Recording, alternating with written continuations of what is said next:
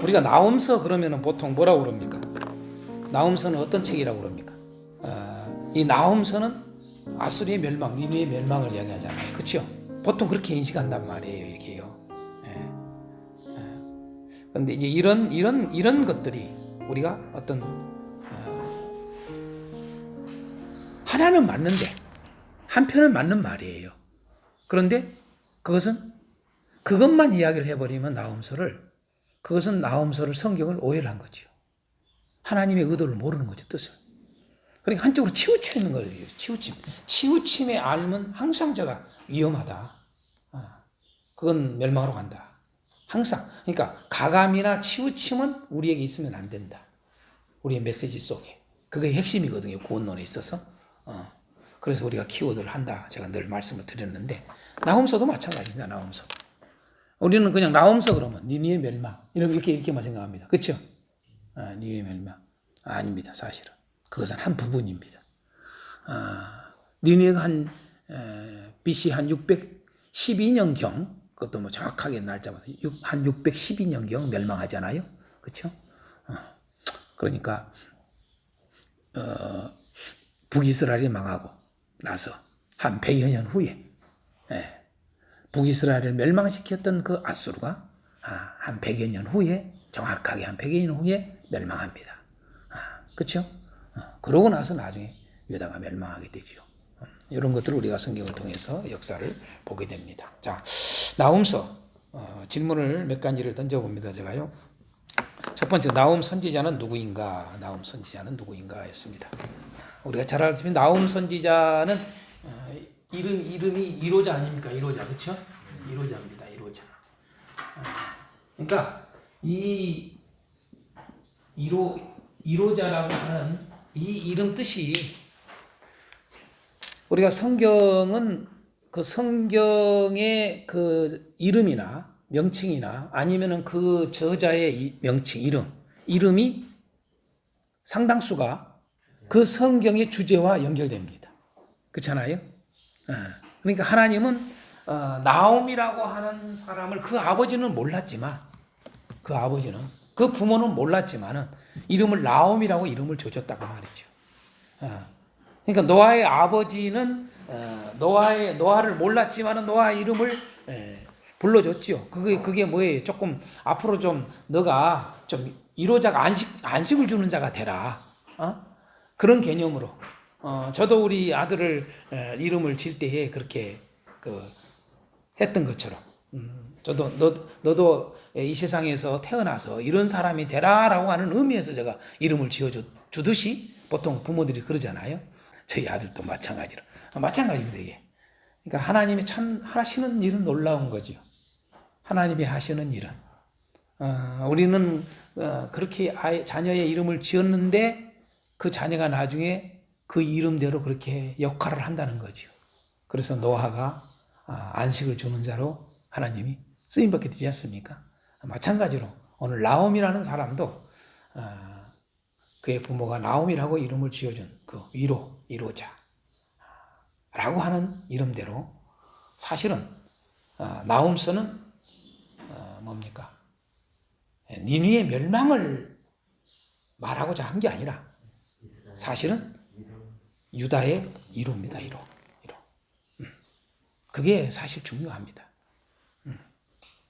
그래서 그 이름대로 이 의미가 들어있습니다. 그래서 이게 주제이기도 합니다. 이게 사실은 알고 보면요. 위로입니다. 1호. 이게 중심 단어입니다. 여러분, 제가 중심 단어까지 이야기를 해드립니다. 이게 중심 단어이기도 합니다. 여러분들.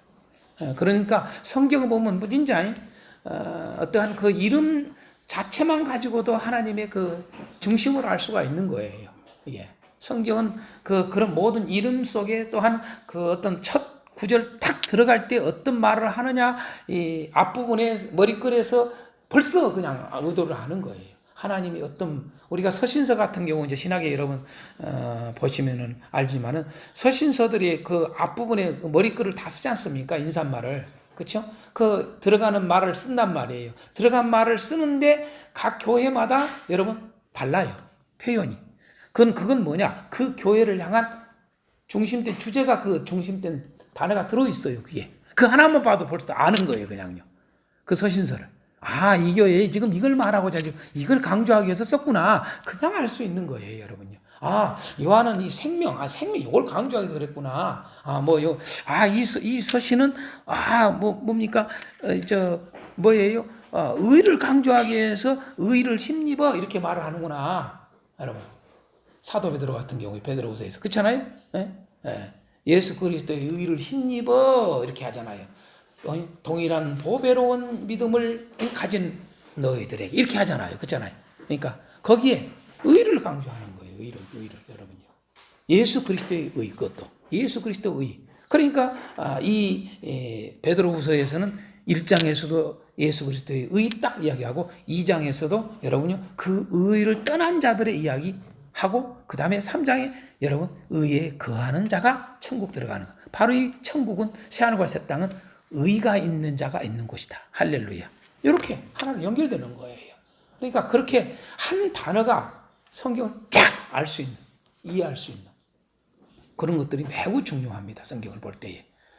생명이 있는 설교는 중심 단어를 아는 게 생명을 가진 설교입니다. 그래서 키워드라고 하는 것은 설교의 씨앗입니다. 씨앗. 우리는 그걸 제가 보배라고 표현을 썼습니다. 보화이기도 하고 또 다른 말하면 씨앗이기도 하는 겁니다. 씨앗. 생명이 있다 그 말입니다.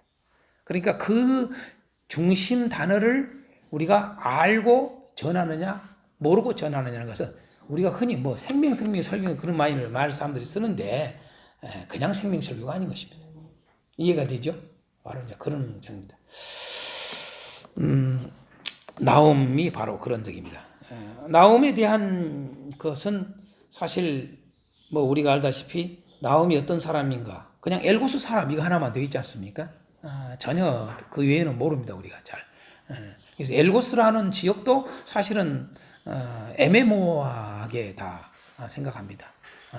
어디인지를 잘 모릅니다. 거의 다 모르는데 다만 이제 우리가 출석할 수 있는 것은 이 나움이라는 사람이 뭡니까? 우리가 신약에 가버나움이라고 하잖아요. 가버나움. 갈릴리에 있는 가버나움. 그래서 가버나움이라는 말이 나움의 마을이라는 이야기거든요. 우리가 나움의 마을 그 말이에요. 가버나움이라는 말이. 그래서 이 엘고스라고 하는 지역이 저는 갈릴리 지역, 이 가버나움 쪽에 아닌가 생각을 합니다. 저는요. 그래서 이런 것들을 봤을 때 나움 선지자는 이미 이제 망해버렸지만은 북이스라엘 사람으로 저는 생각을 합니다. 북이스라엘 사람으로서 살아있으면서 이렇게 하나님의 말씀을 선포했던, 예언했던 선지자였지 않았을까 저는 그렇게 생각을 합니다. 그가 활동했던 시기에 대해서는 의견들이 다양하게 있습니다만은 나움이 언제 활동했을까, 언제 이 말씀을 전했을까라고 하는 것은 3장 말씀 한번 볼까요? 3장의 8절부터 11절까지 한번 읽어볼까요? 3장 8절에서 11절 제가 읽습니다. 여러분 보시기 바랍니다. 내가 어찌 노아몬보다 낫겠느냐? 그는 강들 사이에 있으므로 물이 둘렸으니 바다가 성루가 되었고 바다가 방어벽이 되었으며 구스와 애굽은 그의 힘이 강하여 끝이 없었고 북과 루빔이 그를 돕는 자가 되었으나 그가 포로가 되어 사로잡혀갔고 그의 어린아이들은 길 모퉁이에 매어침을 당하여 부서졌으며 그의 존귀한 자들은 제비 뽑혀 나뉘었고 그의 모든 권세자들은 사슬에 결박되었나니 너도 술에 취하여 수물이라 너도 원수들 때문에 피난처를 찾으리라 라고 하는 이 말씀의 근거를 알 수가 있어요. 그게 뭐냐면은 지금 노아몬, 구스, 애굽 이야기 하잖아요. 근데 이들이 어떠냐면 힘이 엄청났다는 거지요. 이들은 그는 강들 사이에 있으므로 물이 둘렸으니 바다가 성루가 되었고 바다가 방어벽이 되었다. 쉽게 대적들이 다른 나라 적군들이 이 나라를 갖다가 침략하기 어려워. 왜? 물 가운데 있으니까. 쉽지 않은 거죠. 여러분. 우리가 현대 시대에 와서 여러분요 영국이 사실 알고 보면 조그만 섬 아닙니까? 조그만 섬. 그렇잖아요? 조그마한 섬이요. 그 조그만 섬이 어떻게 세계를 갖다가 지배할 수 있었을까? 그죠? 맞죠? 영국이 한동안 지배했지 않습니까? 영국의 속국이 엄청났었잖아요. 호주도 원래, 홍콩도 다 호주, 저기에 속국 아니었습니까? 다. 영국에. 그 정도 대단했어요. 이 바이킹의 나라. 그렇죠? 그러니 왜? 적들이 쉽게 못해요. 그 당시에 뭐 잠수함이 이렇게 발달돼버려서 일찍 무기가 됐으면은 그건 아무것도 아닌데. 그렇죠? 이런 군함 같은 게 잘 발달됐다면. 그러나 역시 이들은 그걸 일찍이 섬의 나라기 때문에 해놓으니까 얘들이 뭐 어떻게 잽이 안 되는 거지. 육지 거대한 이 땅덩어리들이, 내륙들이. 그렇죠? 그러니까 쉽게 여러분요, 영국의 힘이 대단했던 거죠, 이게. 마찬가지입니다. 노아몬은 이 이집트의 한 지역 아닙니까? 이게. 근데 얼마나.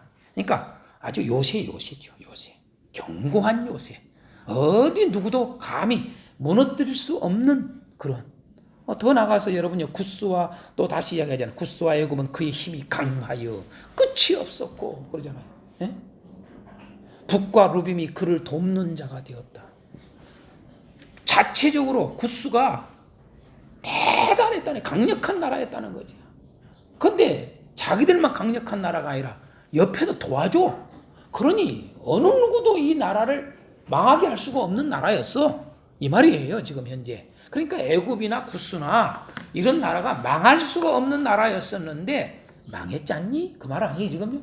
망했잖니? 자, 그가 포로가 되었잖니? 사로잡혀갔잖니? 어린아이들은 모퉁이에 메어침을 당하여 부서져 버렸잖니? 제비 뽑혀 나뉘었잖니? 결박되었잖니? 이렇게 하잖아요. 그렇죠? 이 말은 무슨 말이에요? 멸망했다는 이야기입니다. 그렇게 강력한 나라가 구스가, 애굽이 망해버린 거예요. 그런데 뭐라고 그래요? 11절에 하는 말이, 11절에 너도 술에 취하여 숨으리라. 여기서 이제 너도는 누구예요? 아수르란 말이에요. 그러니까 우리가 추측할 수 있는 게 뭐예요? 애굽은 멸망했고 아수르 멸망 직전. 그래서 추측을 하는 거예요. 나옴이 활동했던, 이 말씀을 선포했던 시기가 애굽 멸망 후. 저는 연도를 잘 안 씁니다. 왜? 연도가 애매하니까. 연도가 애매하니까. 그래서 보통 이제 우리가 663년에서 612년에 아수르가 망하니까, 니느웨가 멸망하니까 이게 663년은 뭐예요? 이게 애굽 멸망이거든요. 그래서 이 이후부터 663년 이후부터 612년 아수르가 멸망하기 직전, 이때의 활동을 했다. 이해가 되죠? 이 나옴이라는 사람이 누구고, 또 나옴이 언제 이러한 말씀을 선포를 했는가, 우리가 알 수 있는 것은 바로 이 말씀의 본문에 근거해서 그것을 알 수가 있어요. 어느 정도는. 자, 두 번째로 나옴은 그러면 누구를 대상으로 예언했는가, 이렇게 내가 질문해 놨어요. 방금 이미 내가 시작할 때 여러분들 말씀드렸지 않습니까? 첫째는 니느웨 심판이에요. 첫째는 니느웨에 대한 이야기예요. 그렇죠? 1장 1절에 딱 그러잖아요. 니느웨에 대한 경고라 이렇게 하잖아요. 그렇죠? 그러니까 니느웨 멸망에 대한 이야기예요. 니느웨를 향해서, 아수르를 향해서, 니느웨는 아수르의 수도였기 때문에 이 아수르의 대명사로 쓰는 거예요. 그렇죠? 그러니까 아수르에 대해서 여러분 나옴은 예언을 했던 거예요. 1차적인 대상. 그런데 여기서 머무르면 안 된다고 제가 말씀드렸지 않습니까? 나옴서는 니느웨를 위해서만 선포한 말씀이 아니고, 그 다음에 뭐예요? 유다, 예루살렘이죠. 그렇죠? 네. 그게 어디 나옵니까? 바로 1장 15절에 보세요. 1장 15절에 근거를 정확히 제시한단 말이죠. 볼지어다 아름다운 소식을 알리고 화평을 전하는 자의 발이 산 위에 있도다. 유다야 그러잖아요. 유다야, 네 절기를 지키고 네 소원을 갚을지어다 라고 말씀하지 않습니까? 여러분 2장 2절도 보세요. 2장 2절 근거. 여호와께서 야곱의 영광을 회복하시되 이스라엘의 영광 같게 하시나니 이렇게 하잖아요. 그렇죠? 또 그 다음에 근거가 3장 19절을 보세요. 3장 19절에 보면 마지막 절에 뭐가 나옵니까? 네 상처는 고칠 수 없고 네 부상은 중하도다. 네 소식을 듣는 자가 다 너를 보고 손뼉을 치나니 이는 그들이 항상 내게 행패를 당하였음이 아니다. 유다란 말은 안 나오지만 뭘 알 수 있어요? 여러분요. 이제 유다를 중심으로 다른 모든 이 아수리에게 고통을 당했던 나라들을 다 이야기해요. 사실은요. 자, 이해가 되죠? 그래서 대상이 바로 이 나홈이라고 하는 예언서는 첫째는 니느웨를 대상으로, 더 나아가서 유다를 향해서 둘 다 포함하고 있다. 대상이. 그것을 우리가 알 수가 있습니다. 세 번째 질문에 제가 이런 질문을 합니다. 여러분 나옴서 딱 들어가면 뭐가 나와요? 질투, 보복 이야기 나오지 않습니까? 그렇죠? 딱 2절에 여호와는 질투하시며 보복하시는 하나님이시니라 이렇게 말씀하잖아요. 그죠? 자, 질투와 보복이라는 표현을 함께 쓰고 있어요. 여러분, 질투와 보복. 왜? 질투하고 보복은 좀 그렇잖아요. 단어적 의미가. 그런데 질투라고 하는 것과 보복이라는 표현을 왜 함께 쓰느냐라고 하는 거예요. 왜? 그렇죠. 그걸 여러분에게 점검하기 위해서 질문 던지는 거예요. 뭐라고요? 하나님의 사랑임을. 다시 말해서 여러분 보복을 하는 것도 사실은 뭐예요? 자기 백성을 사랑하기 때문에 질투를 하는 걸 쓰고 있는 거예요. 이해가 되죠? 그래서 자기에게 피하는 자, 자기 백성, 유다를 지금 말하는 거죠. 자기에게 피하는 자를 그 자들을 위한 보복이란 말이에요. 그러니까 그것은 다른 말로 말해서 질투예요. 누구? 자기에게 피하는 자를 향한 질투라고. 다시 말해서 이건 하나님의 사랑임을. 그래서 보복과 질투를 이렇게 표현을 쓰고 있는 거예요. 그렇죠? 하나님의 사랑임을 보여주는 표현입니다. 이게 나홈서의 아주 중요한 이야기예요. 이게 연결돼요. 이것과 1호와 하나님의 사랑을. 그렇죠? 하나님의 사랑. 1호와 하나님의 사랑.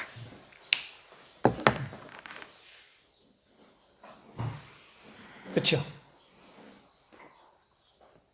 뭐 이왕 했으니까 자, 이 보복이란 말이에요.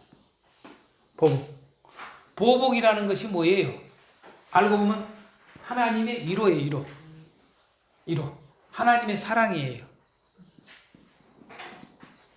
그래서 보복 질투를 쓰는 거예요. 그죠? 그래서 이것을 가만히 보면은 어디 할 수 있느냐? 이 나홈서는요, 짧은 책이지만은, 3장으로 된 짧은 책이지만은, 양괄식입니다. 여러분. 앞부분에도 보복 질투 이야기했는데, 여러분, 3장 마지막 절에도 여러분, 보복 질투의 모습을 보여주는 거예요. 그렇게 해서 딱 끝내요. 뭐라고 그래요?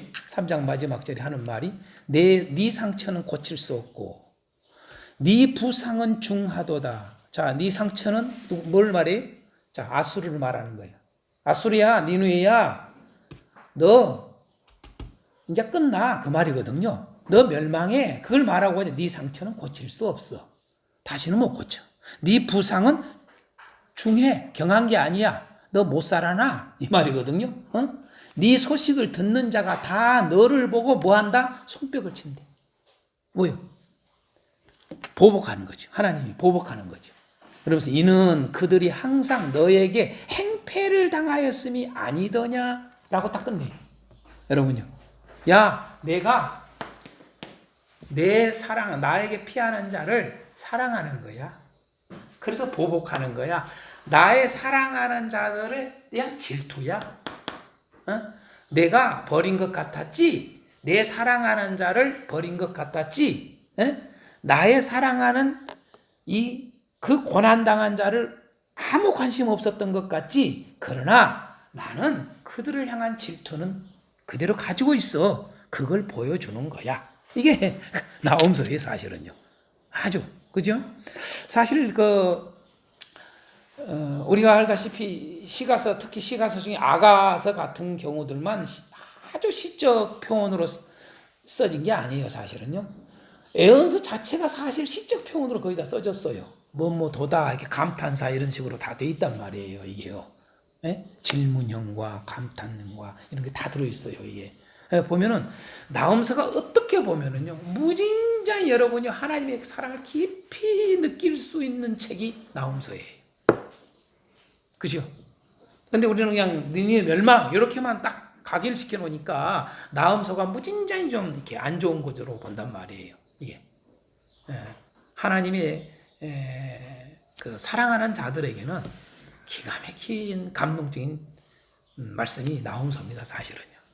나홈이 그렇게 시적 표현으로 예언을 하고 있는 거거든요, 나홈서가요. 이해가 되겠습니까? 예.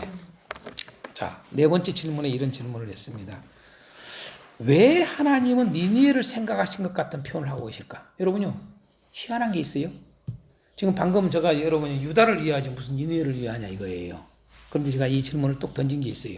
왜 하나님은 니느웨를 생각하신 것 같은 표현을 하고 계실까? 2장 1절 한번 봅니다. 2장 1절. 파괴하는 자가, 그죠? 파괴하는 자가 너를 치러 올라왔나니 너는 산성을 지키며 길을 파수하며 네 허리를 견고히 묶고 네 힘을 크게 굳게 할지어다. 이게 지금 현재 아수를 향해서 하는 말이에요.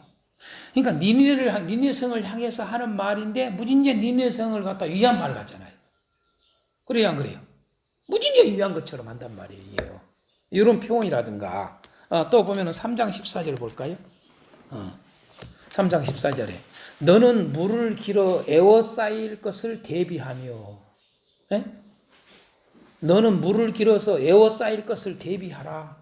너의 산성들을 견고하게 해라. 진흙에 들어가서 흙을 밟아 벽돌 가마를 수리하라.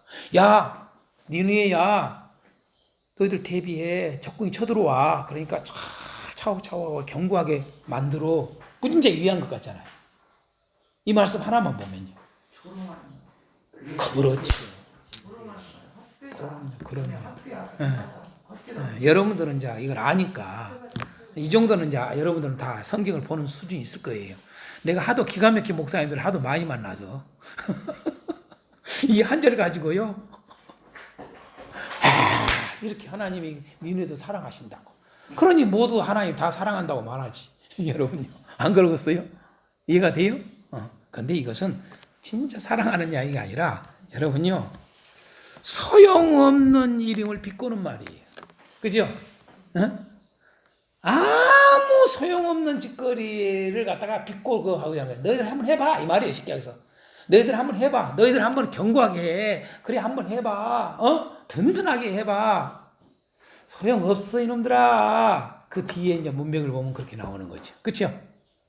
이게 비꼬는 겁니다. 조롱하는 겁니다. 사실은요. 너희들 이게 참 우리가 하나님의 보복은요. 우리가 이 보복이라는 말을 배우는데 보복에 대한 이야기를 우리가 다른 말로 표현하면 뭘까요? 보복도 마찬가지고 질투도 마찬가지예요, 여러분요. 다른 말로 쓰면은 뭔지 아십니까? 행한 대로 갚으신다는 이야기거든요. 네? 행한 대로 그 말이에요. 그렇죠? 행한 대로 갚으신다. 보응이 보응. 그렇죠? 네? 보응. 그러니까 보응은 하나님의 보응은 항상 둘로 나눠져요. 맞죠? 악인과 의인의 보응이 다르잖아요. 악인은 벌, 의인은 상. 아멘. 이게 하나님의 얘기야, 이게. 그러니까 하나님은 행한 대로 갚으시는데 어떻게 행한 대로 갚으시느냐? 하나님은 악한 자는 반드시 형벌해. 하나님은 의인들을 반드시 상을 줘. 이게 창세기부터 계시록까지 이야기예요. 사실은 간단해요. 그래요, 안 그래요? 무진장이 간단해요. 제가 얼마 전에 어디 설교할 때 내가 그런 이야기 했어요. 로마서 여러분 자꾸 믿음으로 구원, 이제 오늘 하박국 소리 배울 겁니다. 믿음으로 구원, 믿음으로 그러는데 그 믿음으로 구원에 대한 이야기를 우리는 왜 이렇게 오해를 많이 하냐? 내가 여러분 믿음으로 구원이 지금 현재 로마서에서 아주 핵심 아니냐? 근데 그 로마서에 뭐라고 되어 있냐? 바울 사도가. 예? 여러분요. 로마서에 뭐라고 되어 있느냐? 악인은 형벌이야. 의인만 구원이야. 그렇게 돼 있어. 선을 행한 자만 구원이야. 악을 행한 자는 심판이야. 그렇게 돼 있어. 아멘요? 여러분요, 그것이 바뀌질 않아요. 그것은 명제입니다. 구원과 심판에, 하나님의 구원과 심판에 대한 창세기부터 계시록까지 동일해요. 동일. 하나님은 동일하단 말이에요. 여러분, 우리 구원론에 대해서 잘 아셔야 돼요. 너무 쉬운데 너무 자꾸 우리가 잘못 가르치기 배웠기 때문에 자꾸 이렇게 혼동을 하는 거예요. 단순한데 무진장이 단순해요. 순종 안 하면 그건 없어요. 간단해요. 믿는다는데 순종 안 한다? 그건 안 믿는다는 이야기예요. 내가 좀 더 이야기할까요? 로마서에 제일 쓴 표현 중에 하나가 뭐예요? 은혜 아래에 있다, 죄 아래에 있다는 표현이에요. 맞죠? 은혜 아래에 있다, 죄 아래에 있다. 그럼 보세요.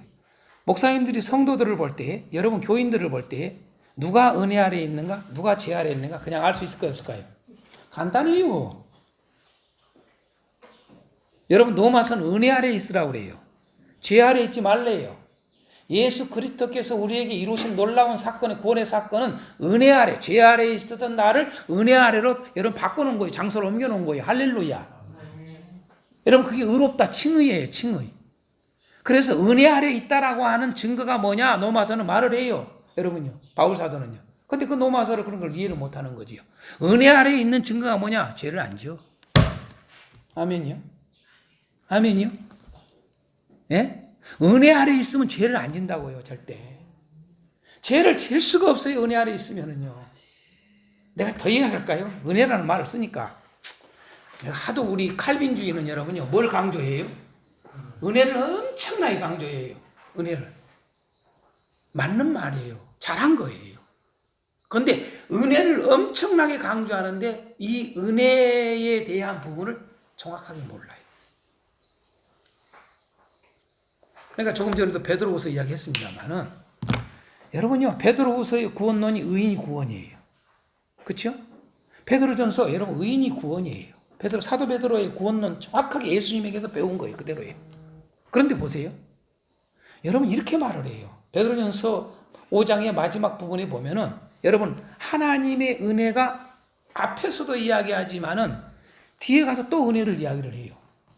베드로전서나 베드로후서나 앞에서 은혜를 이야기하고 뒤에서 또 은혜를 이야기해요. 보통 서신서들의 공통점이 그래요, 다. 그런데 보세요. 여러분 베드로전서에서 은혜를 강조하는 이야기를 은혜란 단어도 나오지만은 이런 표현을 써요. 하나님이 우리를 강하게 하시고 굳게 하시고 온전하게 하시고 이런 말 나와요, 안 나와요? 하나님이 그렇게 하신다는 거야. 그거는 말이 무슨 말이에요? 하나님의 은혜는 계속 흘러간다는 이야기예요. 그런데 이것을 이 은혜라고 하는 것을 봐라. 하나님의 은혜로 구원받지 뭘로 구원받냐? 맞는 말이에요. 맞는 말이라고. 그런데 이렇게 질문해야 돼요. 당신이 하나님의 은혜 아래 있는 걸 뭘로 할까? 이 말이에요. 이거 무슨 이제 중요한 이야기인데 여러분요. 이거 하나만 오늘 배워도 여러분요. 기가 막힌 걸 배운 겁니다. 이런 걸 몰라. 오늘날 기독교가요. 많이. 대부분 몰라요. 은혜 이야기하는데 은혜 아래에 있는 확실한 증거가 있어요. 죄 아래에 있는 증거가 있고 은혜 아래에 있는 증거가 있는 거예요. 은혜 아래에 있다. 하나님은 처음부터 은혜를 베풀 뿐만 아니라 마지막까지 하나님의 은혜로 구원해요. 그런데 그 은혜가 뭐냐라면요. 이 사람에게 있느냐 없느냐가 결정나는 거예요. 하나님의 은혜를 베풀어서 하나님의 은혜로 구원을 받지만 그 은혜가 있는 자가 구원을 받는 거예요. 똑같아 나홈서나 하박국서예요. 물어볼게요. 아담 때의 구원론과 에?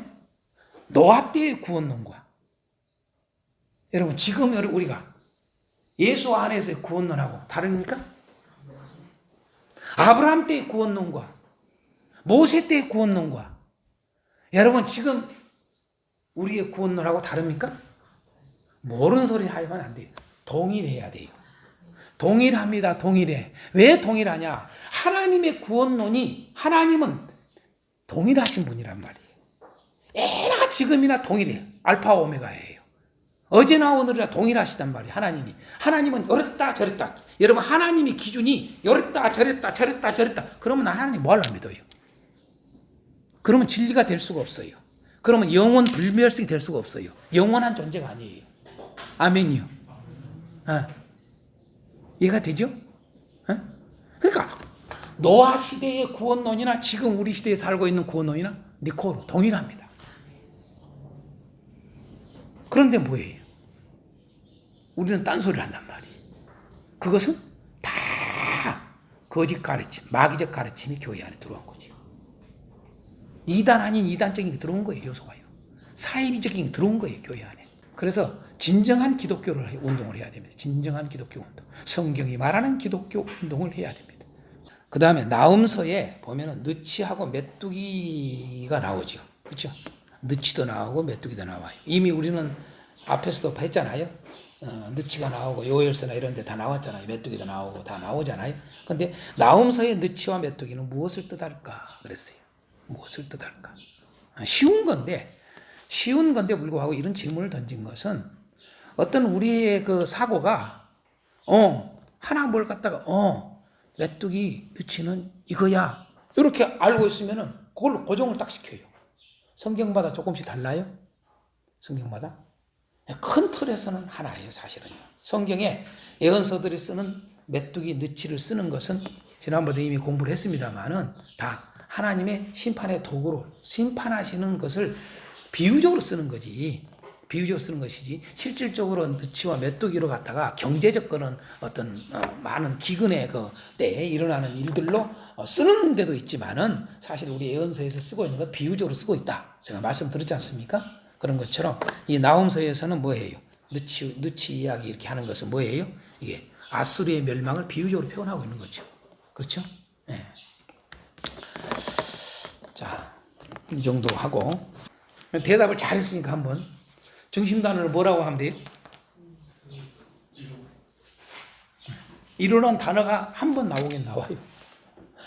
이론한 단어 자체가. 근데 여러분 이제 그렇게만 또 할 줄 알았어 내가. 방금 해줬는데 여러분들은 몰라요. 사실은 나옴의 중심 단어는 보복, 질투입니다. 이 단어예요, 이 단어. 이 단어가 중심 단어예요. 보복이라는 단어는 3에 썼고 질투라는 단어는 1에 썼어요. 여러분요. 직접어로는. 그러지만은 보복이라는 단어가 직접어로는 3에 쓰지만은 그 외에도 분노라는 단어, 진노라는 단어, 이런 것도 한 5번 나오고. 여러분, 이 단어적으로 뿐만 아니라 여러분 특히 3장 같은 경우는 보면은 3장의 내용 전체가 여러분요, 요거예요. 보복 질투예요. 맞죠? 네. 전체가 보복하는 이야기예요, 이게요. 그 내용 전체가 다 보복하는 이야기예요. 그렇기 때문에 이렇게 단어적으로 직접어도 뿐만 아니라 관련어인 진노한다, 분노한다 이런 표현들이 다 여러분 보복이에요. 보복과 관련어예요. 그런데 내용 면에서 이제 내용을 갖다가 다 단어들이 다 그 내용에 쓰고 있는 단어들이 다 보복이라는 것과 관련된 단어입니다. 그래서 이렇게 중심 단어가 보복. 그 다음에 질투라는 단어도 실질적으로는 한 번 쓰지만 질투라는 단어도 직접적 단어는 한 번 쓰지만은 1장 7절 같은 경우에 여러분 뭐가 나옵니까? 여호와는 선하시며 환난 날에 뭐다 그래요? 산성이시라. 이 말이 뭐예요? 여러분요. 이 말 속에 여러분 질투가 들어가는 관련어예요. 그렇죠? 네? 네. 환난 날에 여러분 산성. 하나님의 질투 때문에 저들을 보호한다는 이야기 아니겠어요? 그렇죠? 네. 그 다음에 2장 2절에 보면 야곱의 영광의 회복이라는 말 쓰잖아요. 그렇죠? 회복 또 다른 말로 위로. 그렇죠? 오케이? 예. 야곱의 영광의 회복. 뭐 2장 2절. 그래서 등등 이것도 마찬가지로 내용상으로 쭉 나옵니다. 질투 내용들이. 예. 그래서 이렇게 보복과 질투라는 이 단어가 나홈서의 중심 단어입니다. 사실은요. 자, 그 외에 좀 중요한 단어는 뭡니까? 크게 자 니느웨라는 단어. 그다음 유다라는 단어. 요거예요. 니느웨는 4번 나와요. 유다는 2번 나와요. 니느웨와 유다. 이게 첫 번째 여러분 중요한 단어예요. 그 외에 중요한 단어가 니느웨와 유다 이렇게 써요. 그 다음에 두 번째로 우리가 중요한 단어가 뭐냐면 온전히라는 단어예요. 온전히 한 번 나옵니다만 온전히. 그 다음에 반드시. 이 반드시라는 단어도 한 번 나옵니다. 반드시. 그 다음에 다시는 이건 한 4번 나옵니다. 이런 단어들 온전히라는 단어, 반드시라는 단어, 다시는이라는 단어. 이 단어는 다 뭘 말할까요? 여러분 완전히 멸하시겠다라고 하는 것을 강조하고 있는 거예요. 뭘요? 다른 나라를 괴롭혔다. 행한 대로 갚으신다고 하나님은. 행한 대로. 혹시 지금까지 살아오시면서 이웃에게 해코지를 하고 살았습니까? 이웃에게 유익을 주고 살았습니까? 여러분요. 행한 대로 하나님 갚으십니다. 반드시. 아, 나는 교회 다니니까 봐줘. 아니요. 너는 우리 집안 사람이니까 봐줘. 절대 없어요. 여러분요. 하나님은 철저히 마지막 때는 심판자로 쓰세요. 재판관이라니까요. 맞지요? 예수님은 철저히 재판관으로 쓰시는 거예요. 사실은 예수님이 오신 초림 자체가 재판입니다. 초림 자체가. 뭐 마지막 때만 여러분 재판자로 계신 게 아니라 복음이라는 자체가 여러분 재판입니다. 이해가 되죠? 복음이라는 자체가 이 2가지 성질을 가지고 있어요. 복음이라는 자체가. 복음에는 반드시 2가지가 들어있죠. 뭐예요? 심판, 구원. 그렇죠? 이 2가지가 들어있는 거예요. 복음이라는 것은. 자, 죽이는 거죠. 죽음, 살림. 그렇죠? 맞죠? 그래서 이게 죽음과 부활이 복음이라고 그러잖아요. 그러니까 이게 복음을 전함으로 해서 안 믿는 자는 정죄가 되는 거예요. 아멘이요. 받아들인 자는 구원에 이르는 거예요. 구원에 이르는 거예요. 그러니까 누구하고 이야기를 했더라. 여러분 누가복음에 강도 나오지 않습니까? 한편의 강도는 여러분요 낙원의 약속을 받잖아요. 낙원의 약속을. 우리는 흔히 여러분 그 구원론을 갖다가 너무 꼭 많은 분들이 그걸 이야기를 하잖아요. 아이고 그렇게 강도질해도 그저 마지막에 그냥 제대로 딱 선택해가지고 구원받지 않았냐고, 그런 거 아니냐고. 근데 뭐 행위로 구원받냐고, 행위로 구원받냐고. 이런 사람들 꼭 하거든요. 행함이 중요하다는 이야기를 하면은 무슨 소리 하지 말라고, 그런 소리 하지 말라고. 그 사람이 행한 거 하나도 없다고. 그 사람은 악만 행했다고, 강도질했다고, 행악자라고 그랬다고. 근데 그 사람이 구원받았지 않냐고. 꼭 이야기한 사람이 있어요. 내가 꼭 그 사람한테 하고 싶은 이야기 했어요. 그러면 당신 같으면 지금 십자가에서 지금 처절하게 죽어가고 있어. 근데 당신만 죽기를 하나 수많은 사람들이 구원자라고 했다는 예수님 옆에 있는 예수님이 지금 죽어가고 있어. 그 예수님 믿어지겠어? 인간아? 제일 어려운 거예요. 그건 상식도 안 돼. 힘들어. 그걸 알아야 돼. 근데 그냥 믿는 게 아니라 기가 막혀. 그 행악자가. 한편에 있는 행악자를 정죄라 예수님 정죄하니까 책망만 한 게 아니라 우리는 마땅한 게 우리는 책망받아도 마땅한데 이분은 그런 받을 만한 분이 아니라는 거예요. 여러분요. 걔가 비록 행악자로 끌려가지고 지금 십자가에 죽임당하고 있지만은요. 여러분 주님을 바로 알았던 거예요. 할렐루야. 알았어. 그러니까 늦게서 여러분요. 깨달음이 온 거예요. 뉘우침이 온 거예요. 그러나 이미 그때는 끝났어. 이미 끝나서 죽어가는 거야 그냥. 십자가에서.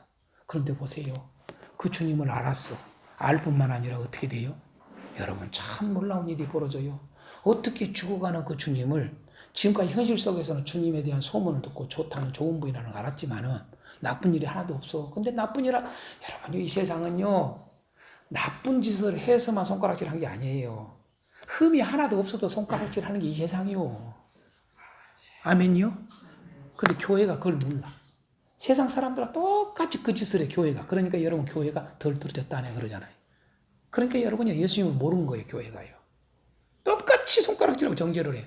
이게 지는 그렇게 안 살면서. 그러니까 바리새인들하고 똑같은 거예요. 지 눈에는 들보가 있는데 저 남에 있는 티만 보고 그러는 거예요. 분별을 못하는 거죠. 근데 이 한편에 이 행악자를 보십시오. 참 여러분요 그 주님이 자기가 똑같이 아무 힘하지 없이 죽어간단 말이에요. 다들 저래. 야 남은 구원했는데 네가 진짜 그리스도냐? 너 한번 너 살아나봐. 너도 못 사는 주지 살도 못해. 뭘 네가 남을 구원시킨다고 그리스도라고. 맞는 말이 안 맞는 말이에요. 기가 막히게 맞는 말이거든요 여러분요 상식적으로. 근데 그것을 똑똑히 옆에서 지금 눈으로 보고 있는 거예요. 죽어가는 거야. 그런데 여러분 그 주님 앞에 뭐라고 그래요? 그 주님 앞에 하는 말이 당신과 함께 나와 나를 낙원에 함께 있게 해달라고. 어떻게 이 말이 나와? 옆 사람한테 물어봐. 그게 나오겠냐 물어봐. 여러분 아무나 나온 말이 아니에요 그게. 누구나 쉽게 하는 말이 아니라고요 그게요. 비록 그는 이 땅에 사는 가운데 십자가에 죽기 전에 행악자로 결국은 끌려서 십자가에 죽어가지만은 그는 참된 믿음의 사람이었구나. 할렐루야. 그게 쉬운 일이 아니라니까요 여러분요. 요만한 일도 못하는데요. 요만한 일도. 요만한 일 앞에서도 여러분요 절망해버려요. 얼마나 오늘 한국 교회가 지금 여러분요 코로나 여러분 독감하고 똑같은 거야. 독감한 거 독감 때 벌벌벌 하고 예배를 못 나와. 아니 세상 사람들이 이해가 돼. 저 사람들은 뭐든지 두려움이 있으니까. 그러나 우리는 두려움이 없잖아. 아멘이요? 죽으면 죽으리라 그러고 예배 나와야지. 안 그래요? 아이고 부활신앙이 있으면 뭔 걱정이에요. 그러니까 없는 거예요 부활신앙이. 말이 천국신앙이. 천국은 무슨 이 땅에서 더 살고 싶다 이거지. 그러니까 쏙이 들다고요. 쏙이 들다고요. 너무 쏙이 들다고요 우리 한국 교회가요. 거의 안 나온다고 그러잖아요. 그럼 비대면 예배 드리면은 그러면 비대면 예배 드리면은 제대로 드려야 될 거 아니에요. 큰 교회도 여러분요 들어와서 여러분요 그 예배에 참석을 한 사람이 숫자가 많지 않아요. 알아야 돼요. 다 어디 가서 어디가 계신지 몰라. 예배 안 드립니다. 오지도 않습니다. 거기 안에 들어와야 될 거 아니에요. 교회 예배당에 안 와도 이게 온라인 안에 들어와야 될 거 아니야 이 말이에요. 같이 예배 참여해야 할 거 아니에요. 안 한다니까요. 극소수만 해요. 극소수만. 그걸 아셔야 돼요 여러분요 지금 한국 교회에. 구원받을 자가 정을 꼭 깨달으셔야 돼요. 정말 제대로 된 교회 우리가 해야 돼요. 자 그래서 뭔 얘기다 이제 반드시 멸망해. 반드시 온전히 반드시 다시는 이 말은 여러분요 완전히 멸하신다는 거죠. 왜? 행한 대로. 네가 그렇게 많이 했잖냐? 하시는 거예요. 그게 하나님의 보복입니다. 그렇죠? 자 특징을 좀 보겠습니다. 특징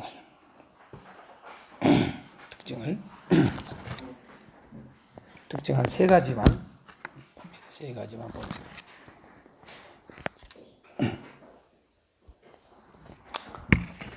첫 번째 나움서는 조금 더 그 특징이 첨가한다면은 나움서의 특징 중에 하나가 첫 번째가 뭐냐면 직접적 표현과 비유적 표현을요. 직접적 표현과 비유적 표현을 단순 명료하게 사용함으로써 심판의 생동감을 보여줍니다. 이게 나움서의 아주 특징이에요. 심판의 이 니느웨에 대한 심판을 이야기를 하는데 직접적 표현도 쓰지만은 비유적 표현을 같이 번갈아 써요. 이걸요. 그것은 그만큼 생동감을 줘요. 심판에 대한. 그게 특징입니다. 한 예를 들어서 여러분 1장, 2장, 3장에 다 들어있어요. 똑같이. 직접적 표현과 비유적 표현이. 1장도 2장도 3장도 다 들어있어요. 여러분 볼까요? 한번 보겠습니다. 3절에 보겠습니다. 1장 3절. 여호와는 노하기를 더디하시며 권능이 크시며 벌 받을 자를 결코 내버리게 두지 아니하시느니라. 여호와의 길은 해오리 바람과 광풍에 있고 구름은 그의 발의 티끌이로다. 자, 이게 지금 비유적이에요. 보세요. 재밌어요. 하나님의 길에 대해서 이렇게 표현해요. 하나님의 길은, 그 말은 하나님의 행하심은 같은 말이에요, 여러분요. 하나님의 길은, 하나님의 행하심은 어떻게 하느냐? 해오리 바람과 광풍에 있다. 자, 바람으로 이야기해. 바람, 폭풍, 그렇죠? 그 다음에 뭐가 나와요? 구름은 그의 발의 티끌이로다. 잘 보세요. 폭풍과 함께 뭐가 따라가요? 구름이 따라가요. 여러분, 우리가 태풍 한 번씩 올라오지요? 그죠? 요걸 그대로 보여주는 거예요. 여러분요, 구름은 그의 발의 티끌이래. 하나님이 걸어가는 길로 표현했어. 하나님이 걸어가는 발의 티끌이래. 끝이래. 흘러나는 티끌이래. 기가 막히죠? 하나님이 지금 현재 가고 계시는, 행하시는 길의 자취를 보여주는 이야기입니다. 이게 지금 심판을 그렇게 비유적으로 쓰는 거예요. 재밌죠? 이거 하나 가지고도 뿅 가야 돼요, 여러분요. 사실은요.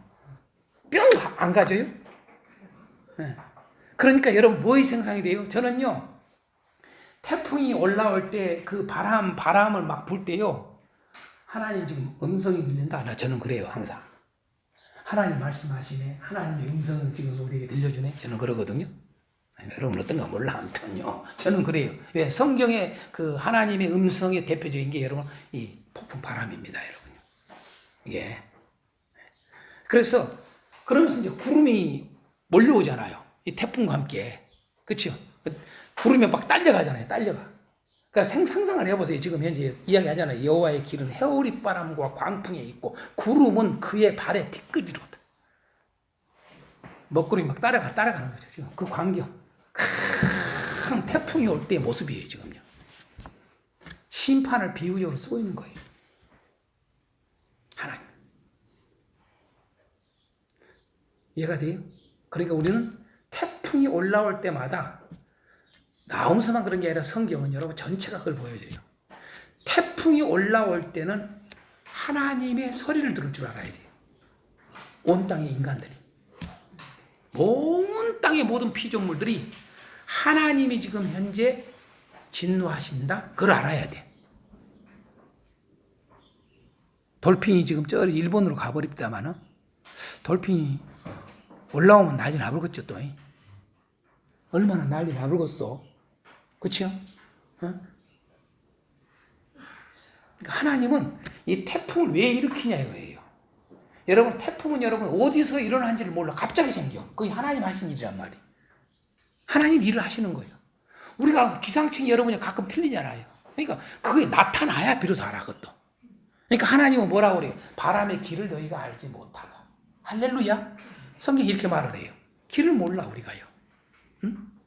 그러니까 이 태풍이 분다는 것은 하나님이 이 세상을 향한 하나님의 경고예요. 경고.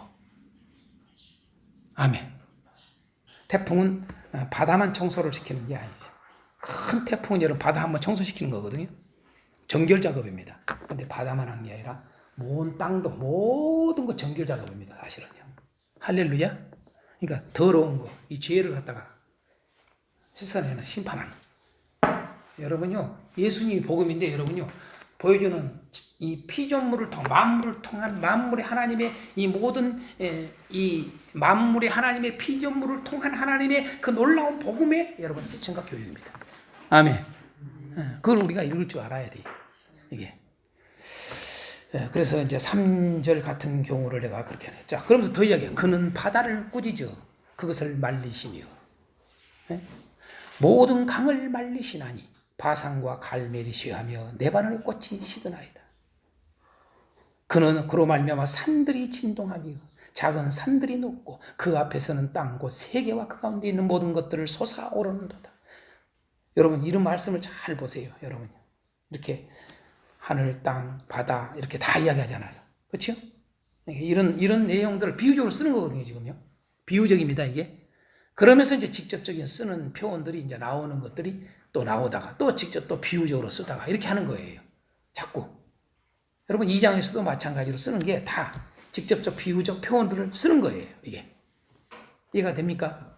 안 읽어봐도 되겠죠? 예? 네, 안 읽어봐도 여러분 이제 그 마음으로 나홈서 1장, 2장, 3장을 보시면은 직접적 표현과 비유적 표현으로 하나님이 아주 심판을 경쾌하게 아주 생동감 있게 표현하고 있어요. 이게 나홈서의 특징입니다. 그걸 아시라고. 비유도 비유인지도 모르고 그냥 같이 현실적으로 그건 줄 알고 이렇게 쓰지 말라고. 아까도 이야기했지만 저 뒤에 이제 또 그 3장에도 보면은 메뚜기, 느치 이야기도 나오잖아요. 다 비유적인 거거든요. 이게 비유적. 그러면서 직접적 표현 쓰잖아요. 칼로, 불로 심판한다고. 할렐루야. 아멘. 네, 칼로, 불로 심판하잖아요. 이런 것은 다 비유적이란 말이에요. 이렇게. 그런 것들이 나홈서를 여러분 이런 특징을 제가 알려드리는 것은 나홈서를 이해를 확실히 하라 이거죠. 그러니까 1장, 2장, 3장을 구체적으로 제가 안 해도 여러분들이 이제 읽으면서 정확하게 이해를 할 수 있다는 얘기. 주석을 안 봐도 그냥 아는 거예요. 그런 건요. 너무 쉬운 거예요. 성경은요. 알고 보면. 자, 두 번째 특징이 뭐냐면요. 니느웨의 멸망과 유다의 회복 얘기가 나오잖아요. 그렇죠? 니느웨의 멸망과 유다의 회복은 하나님의 언약의 신실함을 보여준다. 어떤 근거에서 이런 일들을 하냐 그 말이에요. 왜 하나님이 니느웨를 멸망시키고 왜 하나님께서 유다를 회복시키느냐? 그것은 하나님의 언약의 신실함이라는 얘기죠. 응?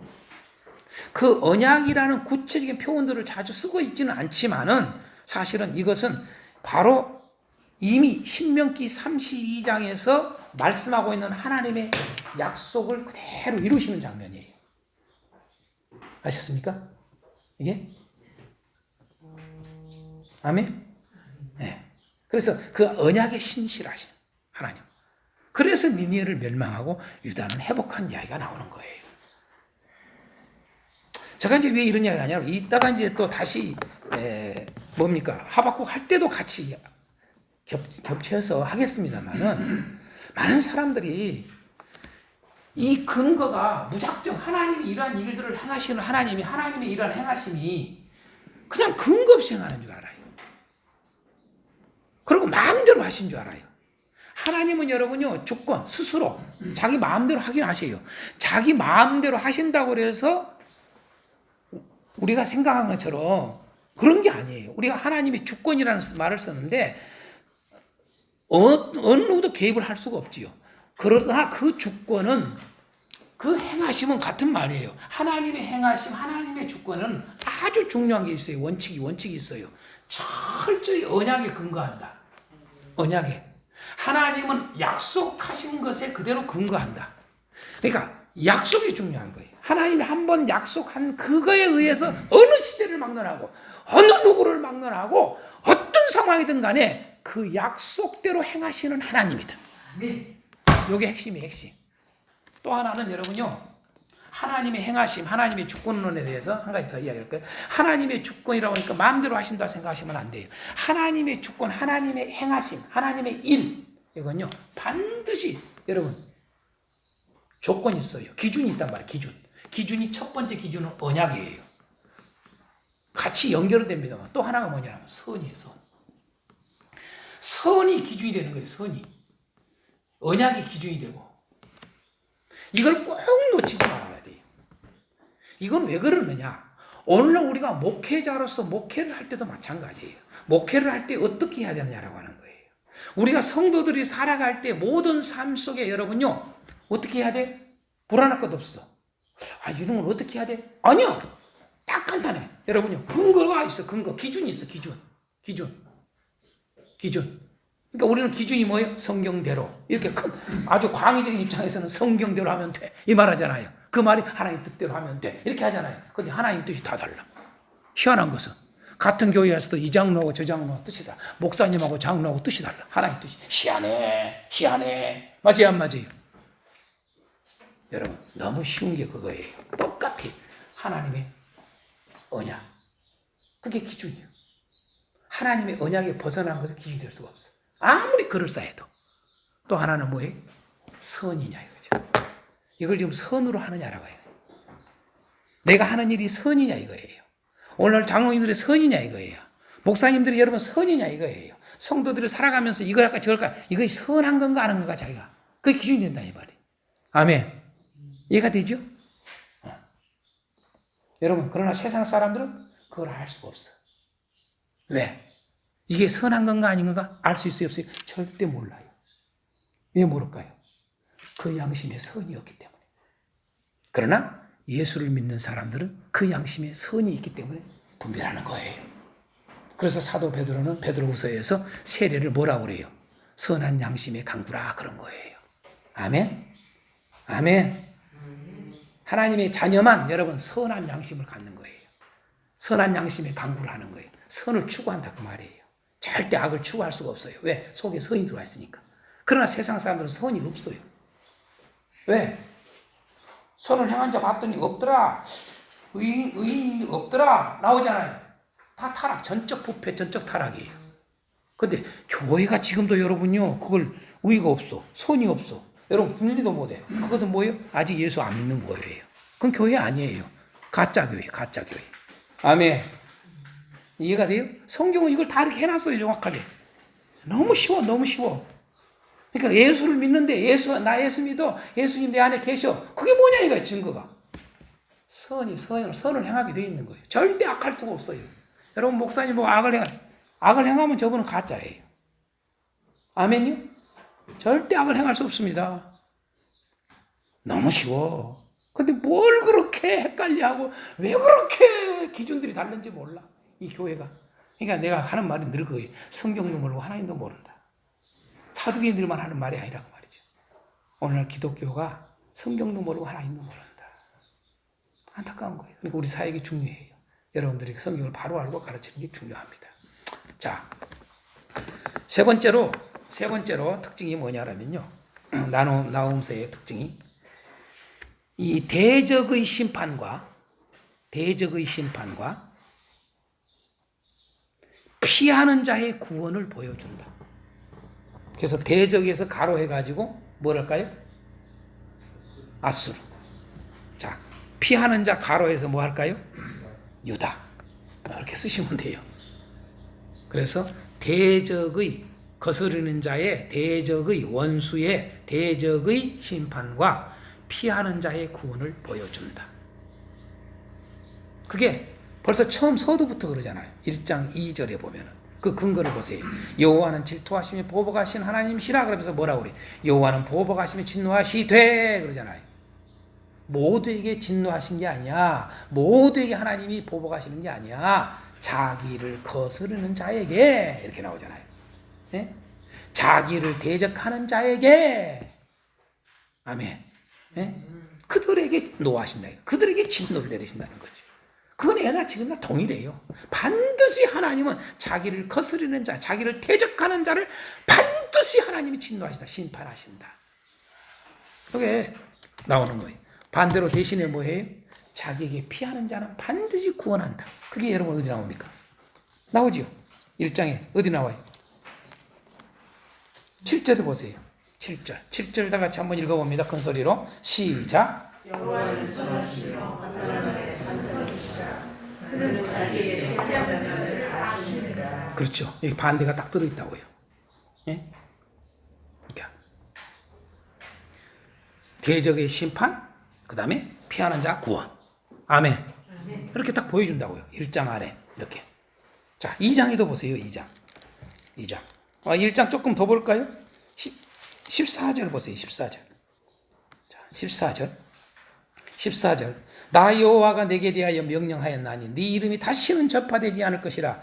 내가 네 신들의 집에서 새긴 우상과 부은 우상을 멸절하며 네 무덤을 준비하리니 이는 네가 쓸모없게 되었습니다. 자, 니느웨 심판입니다. 이거.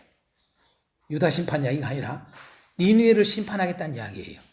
그렇죠? 그런데 15절을 딱 보세요. 15절 다 같이 읽어봅니다. 시작. 볼지어다 아름다운 숫을 알리고 화평을 찾는 자가 이 상위에 있더라. 유다야 내 절기를 지키고 내 소원을 갚을지어다. 악인이 진멸되었으니 그가 자신의 가운데로 행하지 아니하리로다. 할렐루야. 아멘. 그렇죠. 그러니까 피하는 자의 구원 이야기예요. 맞죠? 이렇게 해놓은 거예요. 이렇게. 크게 뭐예요? 심판과 구원을 1장 안에 들어있죠. 맞죠? 자, 누구는 심판하고 누구는 구원하고. 요거예요. 맞죠? 자, 여러분 또 한번 찾아볼까요? 2장 한번 보세요. 1절. 2장 1절. 파괴하는 자가 너를 치러 올라왔나니 예? 너는 산성을 지키며 길을 파수하며 네 허리를 견고히 묶고 네 힘을 크게 굳게 할지어다. 여러분 지금 현재 2장 1절은 심판에 대한 이야기. 누구? 니느웨에 대한. 그런데 2절을 보세요. 여호와께서 야곱의 영광을 회복하시되 이스라엘 영광 같게 하시나니. 여러분 구원에 대한 이야기죠. 그렇죠? 이렇게 피하는 자의 여러분 구원에 대한 이야기. 이런 식으로 이렇게 되어 있습니다. 이해가 되죠? 바로 이게 나홈서가 보여주는 모습입니다.